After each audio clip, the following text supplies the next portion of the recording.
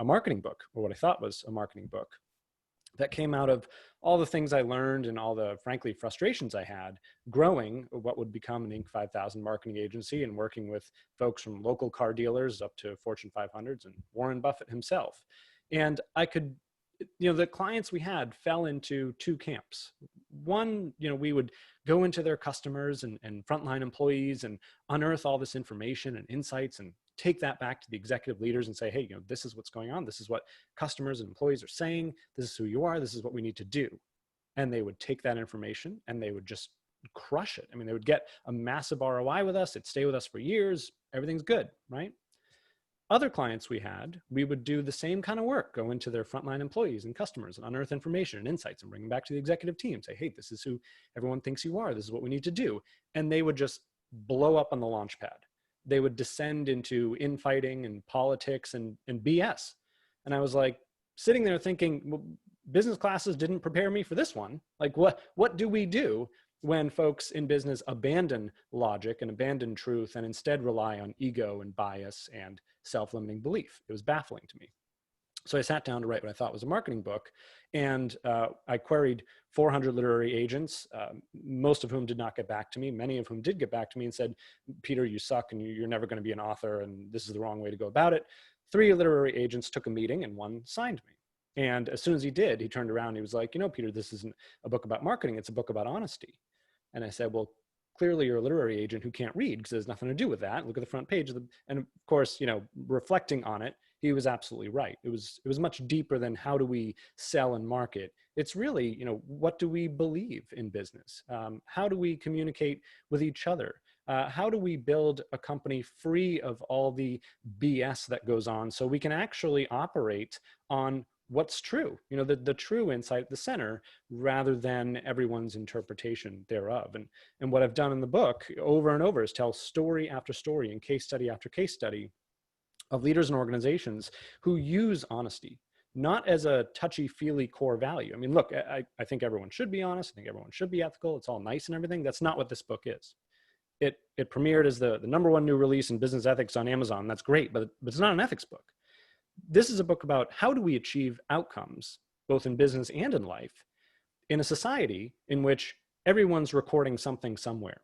We have more transparency today than we've ever had before.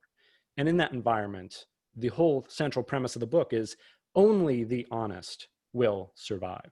And that's what I'm hoping the big takeaway is. So much to my surprise, Garrett, and this is a surprise to me, if you had told 25-year-old Peter I was going to run around and talk about honesty is the best policy, I would have told you you're probably on drugs, right? This is a shock to me.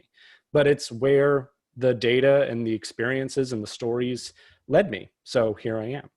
So now to your question about, well, what is honesty, right? People have gotten so excited that I wrote a book about honesty, and they call me up and they're like, Peter, this is so great. I'm so honest. I just tell it like it is all the time. I don't care. I just put it all out there. And I say, well, you're probably just a jerk, right? It's not what honesty is, right? Honesty is not offending people all the time with your beliefs. So what I had to do was redefine it.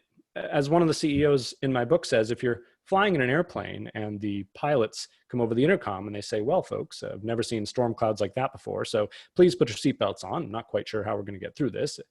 Is it honest? Yes. But is it helpful? No. Honesty is only as good as the trust that it creates. So I redefine honesty, Garrett, as what it isn't, which is always telling the truth, and what it is, which in many contexts that we'll get into over the course of our time here could mean open-minded, willing to admit fault, ready for change, and much, much more. And the point is this: if we bring awareness to the problem, if we bring awareness to the fact that we have a habit, an addiction to lying, sometimes to others, but mostly to ourselves, only then can we actually seek to overcome it and to move forward based on what's true. When you talk about honesty, how pervasive do you think is the alternative that business leaders are not upfront, not willing to look at the issues within their companies? Yeah, it's everywhere. I mean, and it shocked me. And what's been really surprising is it affects everyone. And I almost think it affects the bigger companies even more than the smaller ones. That's been so surprising. The biggest companies we've worked in, $100 million, billion-dollar enterprises who have all the resources in the world to cut through to what's true, many times they choose not to. You know, and I liken it, and I talk in the book about a framework I call the flawed diamond. And the premise is this, you know, it used to be that executives needed to have all the answers. They had the most information, they had the most insight. They needed to come up with those strategies and push them down. But you know, that works in a world where information is restricted, right? Information's now a commodity. We all have you know, we're all as smart as Google is, right? And oftentimes what I've found is that the frontline employees, they know the truth. Like every time they know what's going on. Why? Because they are the closest to the customer, not the executive who never takes a customer service call, right? Now, I tell the story of Domino's Pizza. It's like they had to get really honest about what was going on with their customers. And, you know, you ask the question, which is pretty obvious, who has the least in common with the 20-year-old college student that orders Domino's Pizza 4 times a week? Well, the executive that makes 20 million a year and lives in a mansion you know, like that, they're not the same. So, you know, I think part of getting honest is even understanding like where are the insights, who has the insights, and how do we defer to them? And the organizations in my book, whether it's Bridgewater here in Connecticut or Quicken Loans, who create a Rocket Mortgage, over and over again, they get really honest about it's not about who is right, but it's about what is right. And let me just let everyone know, if you have questions, feel free to put them into the chat, and Peter will answer those. Peter, you know, it sounds like it too, when you're talking about honesty, it touches across the entire business. It's not just one area, whether it's product or customer service, just even how you do your internal operations. Yeah, absolutely. And in fact, that's why, you know, the entire middle section of the book, part 2, is dedicated to showing people what honesty looks like in sales, in marketing, in operations, in finance, in leadership and management, you know, across all these different functions. It has to come from honesty, Garrett, because otherwise we're building companies, building our lives, quite frankly, on things that aren't even true, right? I can't tell you how many times a leader came over the top of a marketing manager, a VP of marketing that we were working with, and we're like, yeah, but I want this type of advertising. It's like, why billboards, right? Why do you want a billboard? Well, because, you know, we'll get our name out there. Okay, where do you want the billboard? I want it exactly between my house and my workplace. Okay, well, now it's obvious why you want a billboard, right? It's nothing to do with the target market. It has everything to do with what you want to see, which is fine. But let's call that what it is. Like, let's be honest about that, right? And the problem is, Garrett, we have to ask ourselves what the opportunity cost is. What is the opportunity cost of not being honest, of not recognizing when it's bias and ego entering into the conversation as a leader? And quite frankly, as a leader, that's our role, right? We need to understand not when to do, but when not to do. Honesty is an act of attrition. It's not doing more. It's removing BS, removing blocks. I liken it, you know, as I was saying earlier, to a diamond, right? You know, light comes in from the top, it bounces around the bottom, comes back out. Well, in this scenario, executives sit at the bottom of that diamond. At the top are customers, frontline employees, right? Middle managers, all the way down to executives, leaders.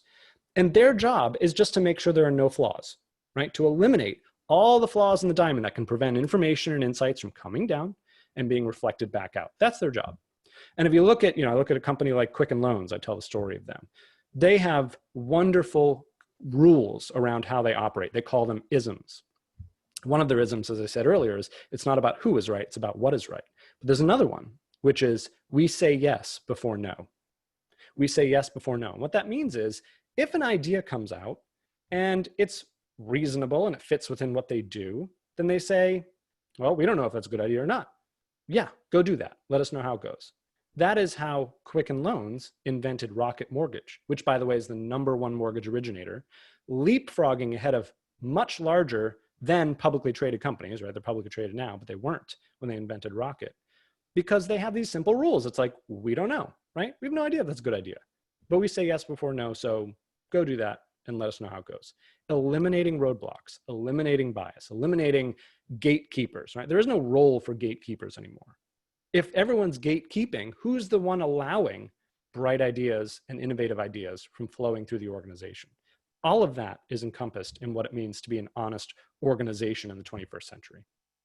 So how do people determine, how would a business leader determine if they're not being honest, because I'm sure everyone listening today goes, hey, I spend tons of time finding out what, reading reports, or I do talk to my customers.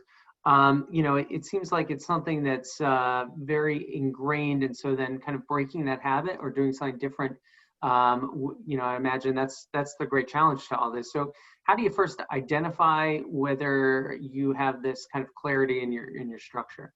What a great question. So honesty is like self-awareness. It's that thing that everyone thinks they have, everyone wants, but few truly possess. And the thing is this, and my wife gets upset with me when I say this, like I come on these shows I am not a particularly honest person, right? Why do I say that? It's because honesty is like self-awareness. If someone tells you, oh no, I'm really self-aware, I'm the most self-aware person, they're not self-aware. That's not how it works, right? It's exactly the opposite. It's like as soon as we assume, well, I'm honest in business, that's when you've actually failed the test. We have to understand that we operate according to our blind spots. I talk about a framework in the book that were invented by two psychologists many decades ago. It's called the Johari window. And it has 4 panes. One of the panes is a blind spot. And in the blind spot are things that others know about you that you do not know or will not recognize about yourself. And those are the things that we need to be aware of and to actively seek to illuminate. And one of the easiest ways, one of the checks on this is, do you bring your frontline employees together all the time? Do you give them a closed way, an anonymous way to submit ideas, insights, feedback, a way that is free of the politics of we're going to sit in a room and everyone's going to say something to save their job, not say something to strengthen the organization? All of those things exist, whether you want to believe it or not, whether you think you've eradicated it or not, whether you think you're the exception or not, they are there, right? Incentives are very powerful. And we need to build guardrails against those incentives.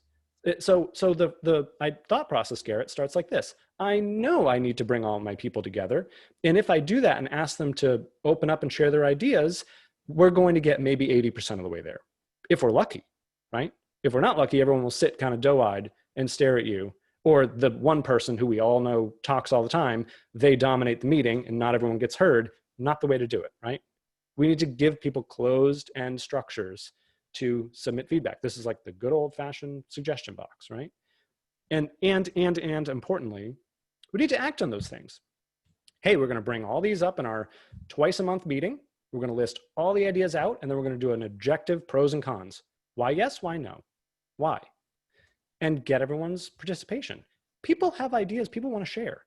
I did a project for a company a couple of years ago. They hired us to come in, talk to their frontline employees, customers, figure out this big problem they had, which is their central software and the way they had set up their processes just wasn't working, right? From a communications perspective. Inside of 90 minutes, Garrett, the entire frontline staff, there's like 18 of them, had the whole thing solved. It was like, yeah, no, we've been saying this for years. This is exactly how we do it. We research it, and here it is. So I was like, great, make my job easy. Brought it back to the executives. They looked at it and they were like, yeah, I know. Well, excuse 1, excuse 2, excuse 3. I was like, wait a second. You paid me money to figure this out. There's the solution. This, by the way, is the charter of your entire organization to supply this thing. And you're coming up with excuses why not do it? So that's a blind spot, right? In their mind, those excuses are valid. They're being honest. Yeah, well, they don't understand. You don't understand. Who doesn't understand? Here's the point. We don't know who doesn't understand, but we can only control one person's understanding, and that's ourselves. So until we're willing to sit back and say, you know what? We say yes before no, so let's try it. And no, we can't do all kinds of things that bankrupt the organization, nor can we do things that don't make sense. But within reason, if people want to understand like what makes innovative companies possible, how does Warren Buffett become Warren Buffett? How does Sprint go from nearly bankrupt to the #1 in customer satisfaction for years in a row? It's because they sit back and they're just like, I don't know. We don't know all the answers, but we're going to take everything that makes sense and we're going to try it. That's the entrepreneurial culture, by the way, that everyone says they want, but few actually implement.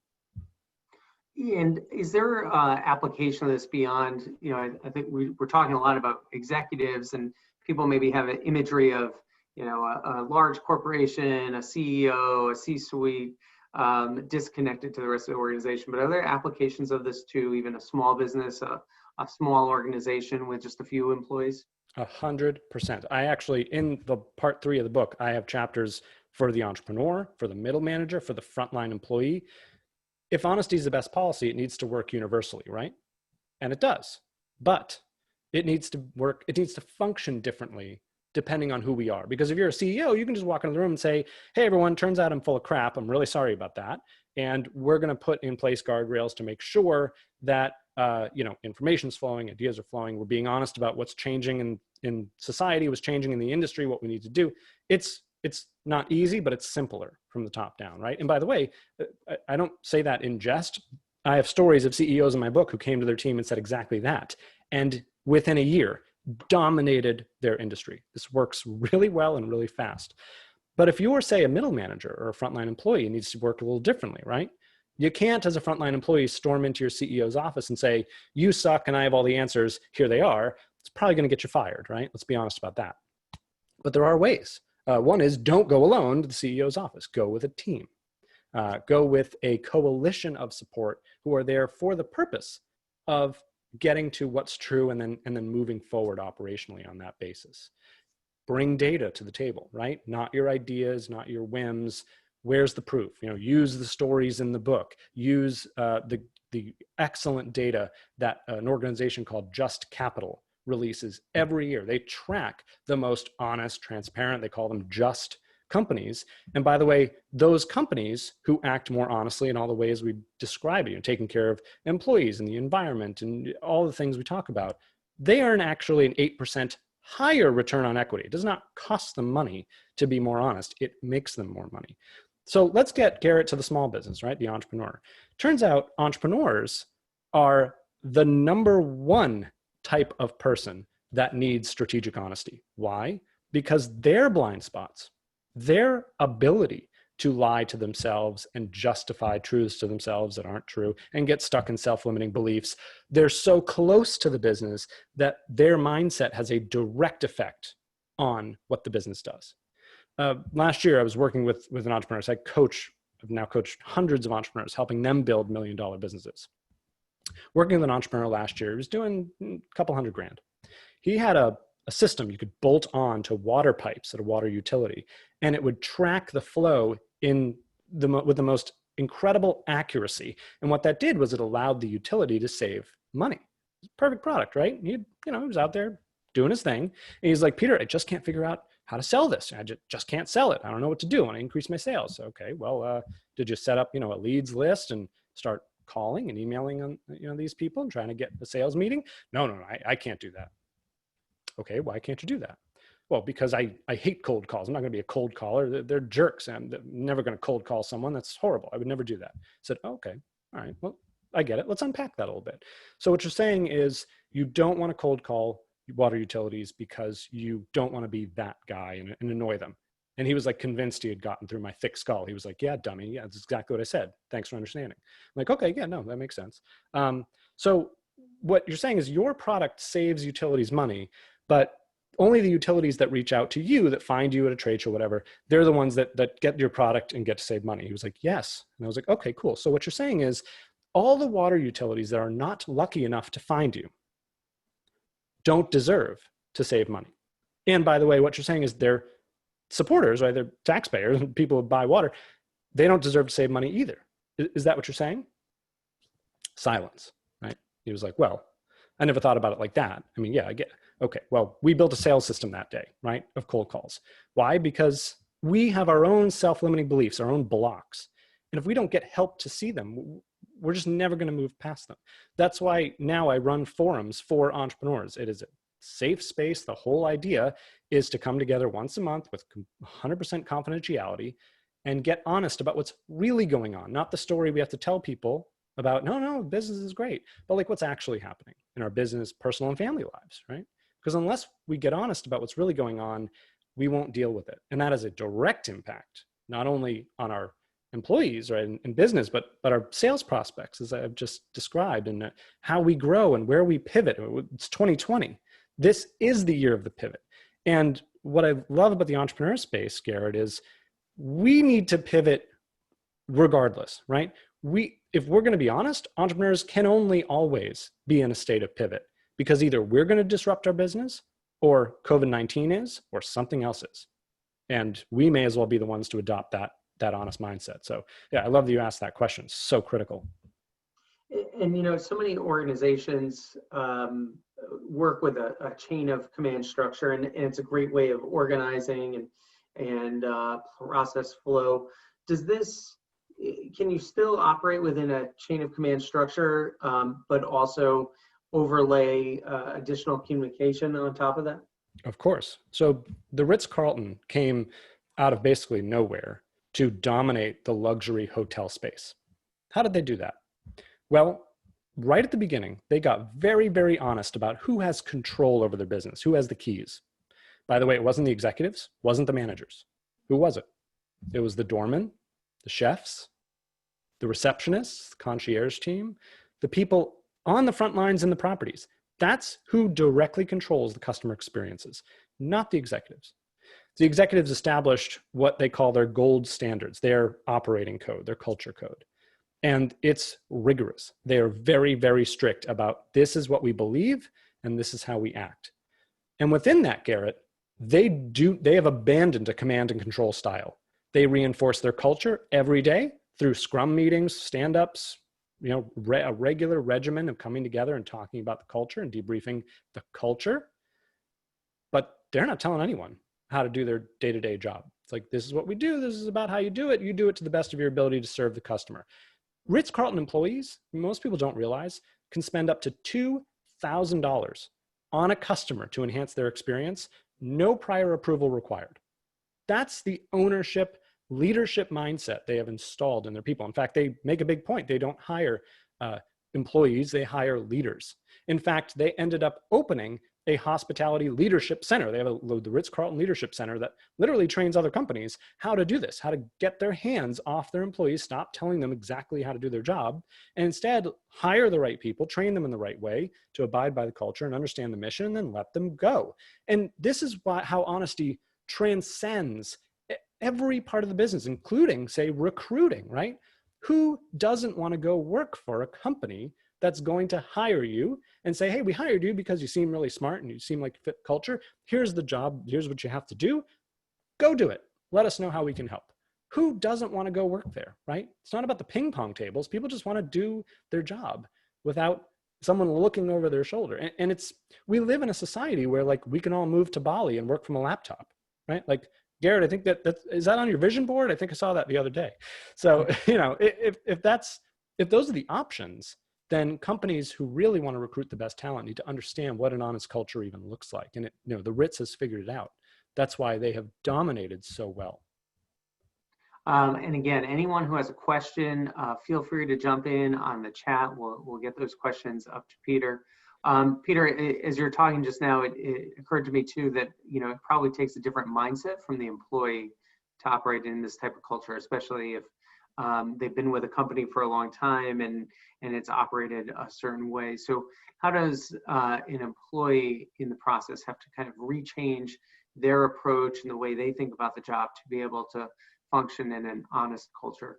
Yeah, that's a great question. I mean, I think you remind me of Bridgewater, right? Which, Ray Dalio is kind enough to give me an interview for the book. I do a chapter on Bridgewater, who, like it or not, they've had troubles just like everyone else. They certainly some scandalous headlines in there.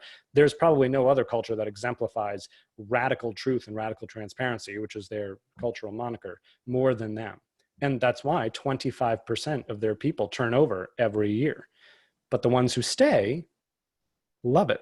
They wouldn't have it any other way. They can't imagine operating in an environment where they can't give feedback to their boss. Like, hey, I hear you saying that you want me to do that, but that doesn't make sense. And here's why. And let's have a conversation about it. Things that, across corporate America aren't always the case. So, I think as an employee, one of the best advices I can give is really be aware of culture. And employees who have worked in bad cultures know this intuitively. They're like, yeah, I may have liked my job, I may have liked the people, but the whole aura, right? It knocked me out of alignment with my values. And I talk about values a lot in the book, not only understanding your personal values, but also your values hierarchy, the order in which those fall. Because if you have a value that's I just really want to sit at my desk with my head down and don't want to interact with anyone, then don't go work for a culture in which they're going to require tons of participation and everything else. It's our responsibility as people in the workforce to be aware that we have values, to know what they are, and to match them as best as possible with the jobs we're going after. If those values are out of alignment, Garrett, nothing is going to be able to save that. That's why in our personal lives, we don't tend to associate with people that don't share our values. It creates unnecessary friction, and in the workforce, there's no reason for it. I think, listen, core values are all the rage in businesses. I don't think we give enough credence to them as individuals. And I think, unfortunately, that causes a lot of friction, not only in our professional lives, but also in our personal lives. Is there a point too where the employee has too much advice for their managers, and you got to, at some point, a decision's made, you just got to put your head down and move forward with it? Yes, I'm so glad you brought that up. So there, in the book, I stratify honesty into layers. Honest about the community, others, and the self. Let's talk about that middle layer. Honest with and about the others around us. Everyone intuitively understands get honest with people, right? As I talked about earlier in the whole example of flying in an airplane, it's not always a good idea to be honest with people. So how do we know? Well, we need to get honest about people, about their ego, their biases, their self-limiting beliefs, their charge, right? What are they charged with doing? What are they trying to accomplish? And so you really bring up a great point, which is if you're an employee and you have a boss who has made a decision in the right way, they've taken into consideration, they've unveiled their process, this is what we've gotten to, here's the conclusion. You don't have to like it, but it's now your job to go along with it, right? Now let's unpack that a little bit, because there was a big if there. And this is a message to leaders. Listen, we have to make decisions as leaders, right? That's unequivocal. If we do it behind closed doors and people can't see our process, then we better be right. Because if we're not, we're going to get all kinds of flack and criticism. Why? Because people couldn't see the process. If we reveal the process to people, hey, here's the data we looked at, here's the people we talked to, here are the opinions we considered, here's how we thought about this, and this is the conclusion we reached. Not all of you are going to like it, that's okay, but given all this criteria, we think this is in the best interest of the company. People may not like it, Garrett, but it's very hard for people to take real issue with it if they understand the process. And by the way, company after company has done this really well. I mentioned Domino's Pizza earlier. In 2008, they figured out they had a problem, which is that their customers didn't like their pizza very much. In fact, they were putting their pizza in their competitors' boxes, and folks were saying, oh yeah, no, I like that better. Same pizza. So they didn't just have a pizza problem, they had a brand problem, right? And instead of just redoing their pizza and coming out with a new commercial, they transformed their entire company. They came out, I don't know if you remember this campaign. In 2009, J. Patrick Doyle, CEO, went on national TV, said, sorry, America, it turns out our pizza sucks and we need to do better and you deserve better and we're going to do better.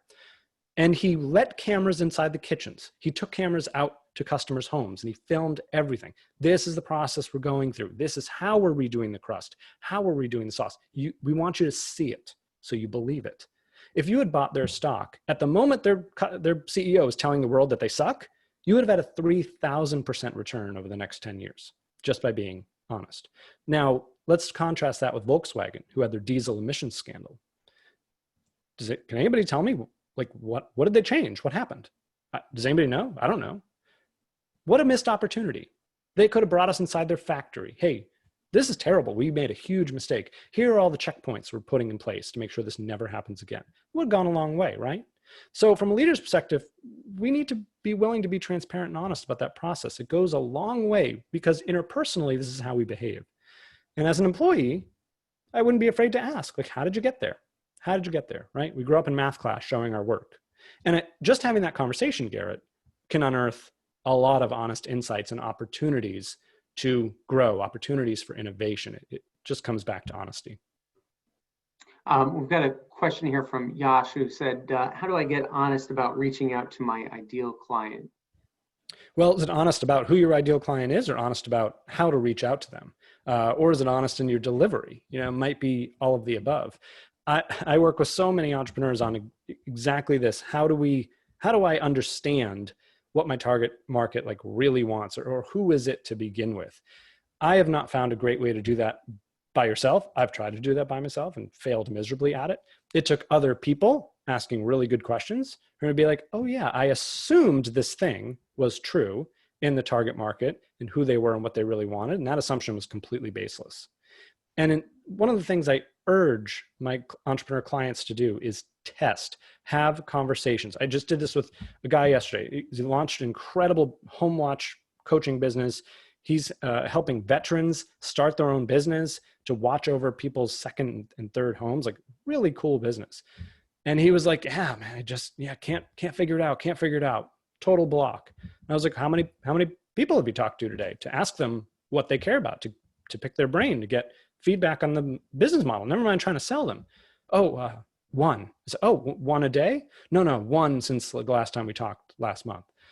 Well, again, I think you have to have conversations with people. I mean, and that's like, I can't tell you how many opportunities have come to us just by having offhand conversations. I've probably earned more business just asking people about what they're up to, what challenges they have, what's going on that frustrates them. I've probably gotten more business that way than actually calling people up and trying to sell them something, because very few people like, when's the last time somebody called me up and asked me like, what's going on in your business and how can I help? Like, nobody does that, right?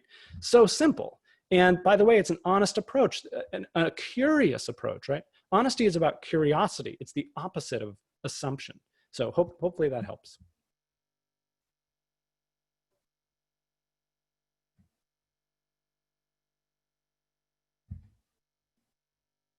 Do we freeze? Are you guys still there? Hopefully I didn't freeze. Still there, Garrett? So Peter, this is Tamika. I can hear you. I think Garrett was cut away. Okay. So we will try to get him back in. It's all good. Such is life in the in COVID world.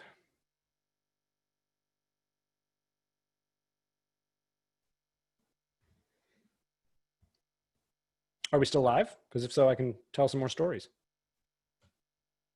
We are still live, yes. Awesome. Well, everyone, I'm your new host, Peter Kozodoy. So let's continue. You know, I want to make a point. I'm on conscious capitalism webinar a little later, and I do a whole chapter on conscious capitalism in general. And, you know, we live in what many might dub a dishonest society, right? And honesty is really under attack. In fact, I've been, you know, on many of the television shows I've been on, I've been making the point that it's not, you know, before this pandemic of COVID, we've been living in a pandemic of dishonesty. That's what's caused a lot of the distrust we now feel. You know, Fox in Chicago had me on to talk about, you know, wearing masks, people who wear masks, people who don't wear masks. What do we do about all this? How do we be honest with our friends and relatives and all that? And it's a really good question. I think one of the big interpersonal takeaways that we need to be honest about is we need to be honest about how people change and how they don't change. No one in the history of the world has had their mindset changed by someone saying, you know what, you're a real idiot and everything you believe is wrong. And I think you should change your mind.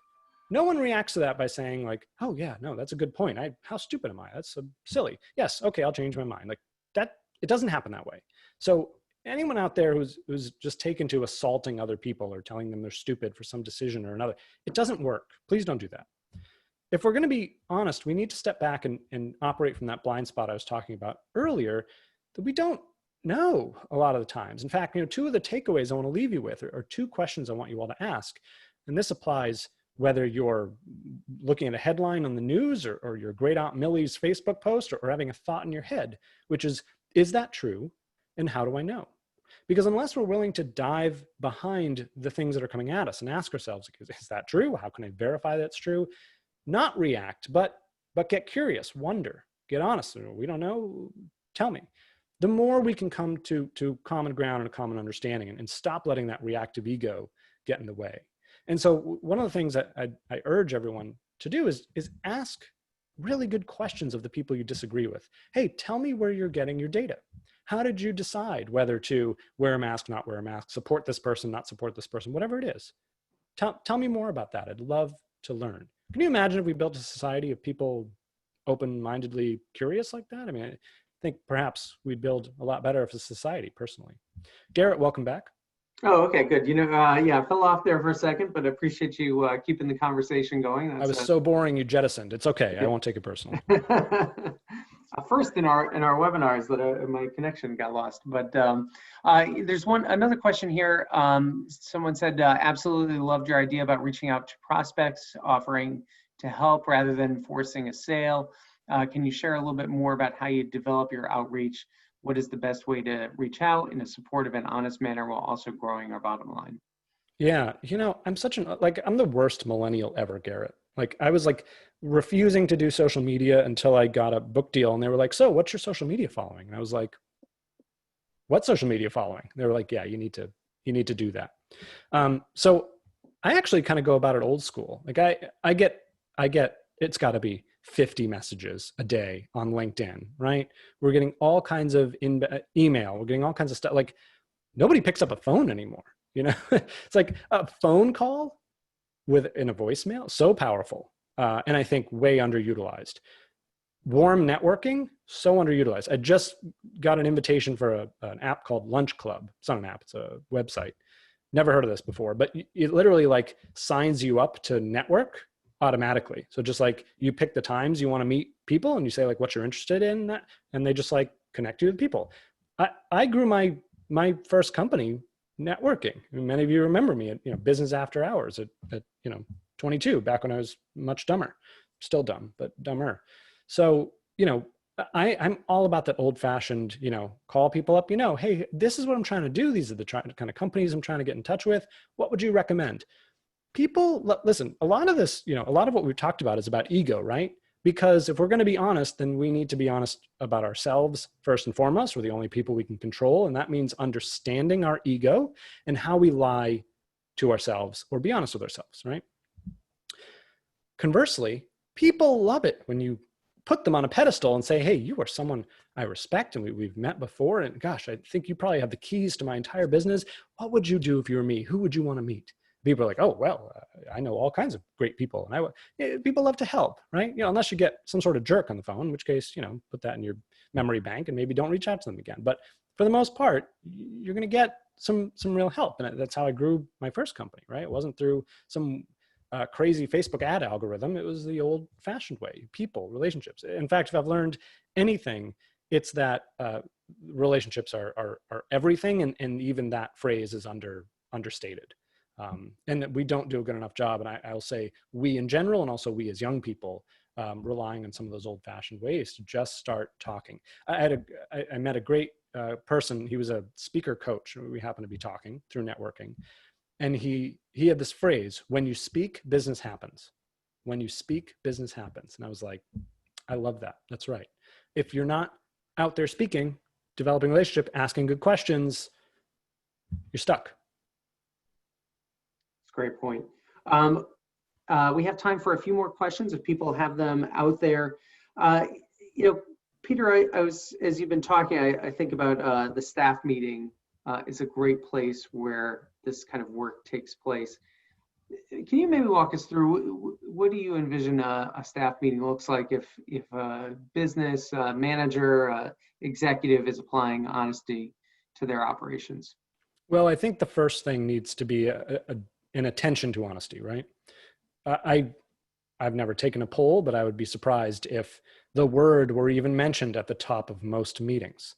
So my hope for the book, Garrett, like my number one hope is just to bring awareness, because lying it's a habit, it's an addiction. And what's the first step to breaking an addiction? Admitting you have a problem, right? So we need to kickstart, the companies that hire me to actually like implement these things, right? To get themselves unstuck. We need to kickstart people into even being aware of honesty, bringing attention to, we actually have not gone about this with honest principles. How do I know? We don't even talk about it at meetings, right? We're going to start talking about it at meetings. We're going to bring awareness to it. And earlier I talked about guardrails, right? So one of the things is going to be, hey, here's the language we're going to use. I have banned in my life the words you should. I just don't say them. And I ban it from my clients as well. We don't know, like that's just pure ego, right? We don't know what other people should do. And all of us have been in a staff meeting where someone's put out an idea And then the other person's either attack them or, oh yeah, well, and it descends into this like ego versus ego thing. And it's just not helpful. A lot of that needs to stem from language and from rules around how we behave. So we're never going to give someone advice. We're never going to say you should. It's banned, right? Whenever someone has an idea, no one is going to react whatsoever. We're going to put it on the wall of ideas and we're going to look at that in our ideas meeting. That's it. Done. We're going to sit on it. Why is that powerful? Well, everyone's received that email or text that we don't like, and we want to give an angry response to it. And then we think better and we save it in our drafts and we go back to it the next day. And then what happens, Garrett? We end up deleting it a lot of times. That's right. We're like, that was a really stupid idea. So glad I didn't send that. Right. And that's, so we need to erase reactivity. It's not honest, right? It's just, it's ego and bias and all the crap, all the flaws in the diamond. Someone unearths an idea, we put it on the idea wall, we address it in the idea meeting. And on and on and on, create rules for how we engage. And that's step number one, right? Because the killer of honesty is judgment, right? It's I gave my boss this really good idea and she bit my head off and now forget it. I'm just going to sit down and do my job, right? We've all had that, whether it's a boss or a client or whatever. And that's the biggest opportunity cost. That's it, right? It just happened. That can be repaired, but only through creating rules and following the rules and objectifying the rules. And here's the brilliant part of that. Once you have documented how you're going to behave, it's no one's fault, it's the rule's fault. It's like, oh, well, we had to hear the rules. We got to abide by the rules. I know, yeah, rules. Yeah. But I mean, it's not your fault, not my fault. This is what we agreed to, okay? Very powerful to have a scapegoat. And this is why, you know, one of the biggest rules I institute in clients I work with is try to avoid feedback as much as possible, okay? And there are actually two things here. One is try to avoid feedback. If you want to give feedback, ask for permission. I have a really great insight about what you're doing. Do you mind if I share it? I don't want to offend you. Is that okay? Most people are going to say, yeah, of course, I can take it. But they're prepared for it. That makes all the difference in the world. Second thing, try not to give feedback at all. Instead, give feed forward. Feed forward is a rule, framework, in which instead of giving you feedback on what you did, which is your fault because you did it, it's, let's look at this together. Brainstorm with me. I wonder what would happen if we did this? What would happen if we did that? What would happen if we did that? What do you think that would look like? What would be the pros and cons of that? Now we're entering into a future state, which is nobody's fault because it hasn't happened yet. Okay, very powerful framework. So there are all kinds of things. I talk about many more in the book, right? All kinds of things we can do to put guardrails in place to make sure we're operating on truth, not on ego or bias. Pierce, it's been a great session. Maybe you could leave us with what is the one thing anyone who is listening today should do right after this webinar to start themselves down this road, and also let people know where they can get a copy of the book. Yeah, I want to give you my two questions again. Write it down on a sticky note and put it on your bathroom mirror. Is that true and how do I know? And just make it your modus operandi. And it's very, very powerful for external sources, right? Something someone says to you, a colleague says to you, you see on the news, whatever, right? But way more powerful in your own mind. I can't tell you how many people I work with and they're like, yeah, no, I want to do that, but I can't do that until I do this. Is that true? Who the heck told you that? Why do you believe that? Who told you that? You know? And so there are all these things we believe that aren't even true. And then we move forward based on that reality. So everything, question everything. And the more entrenched you are about something you know is right, the more you probably need to question it. You know, is that true and how do you know? Folks, you know, the book came out August 11th. It premiered as #1 on Amazon, two different categories, which I'm so grateful to many of you who have reached out and supported me. It's available everywhere books are sold in hardcover and ebook. Audiobook will be out later this year. Hardcover sales matter, plus it's beautiful. I'm going to do my Vanna White, so please pick up your copy everywhere books are sold. Grab a bunch of copies for your friends and colleagues. Just be careful when you hand it over that you're not like, hey, you really need this, because they probably won't react well to that. And, you know, for companies that are buying books for their whole executive team, I'm coming in and doing a short workshop for them. So get in touch at honest2greatness.com. Oh, which reminds me, at honest2greatness.com, you can take the free 21-question honesty quiz, which will give you your honesty type and tell you how honest you really are if you're brave enough to know. Great. Thanks a lot, Peter. Excellent having you. Book and just the insights you provided today are great for all businesses. So we appreciate it. And thanks for being part of the chamber for Thanks so for long. being honest. Yeah. I just want to let everyone know we have a few events coming up. We are going to have our real estate forum that is just down the road. But we're talking so much today about leaders and change that I did want to let everyone know about our Leadership Greater New Haven program presented by Regional Water Authority, getting kicked off in October. If you're interested in being a part of the program, please reach out to Tamika Miller on our team. You can see her email there, or anyone else with our group. Again, a big thanks to Peter, and we hope to see you at our real estate forum coming up on Thursday, September 24th, a virtual event, but we're going to have lots of great information about how we're continuing to move forward on an economic growth footing for this region and ways that you can get involved. Thanks again, everyone. Have a great day.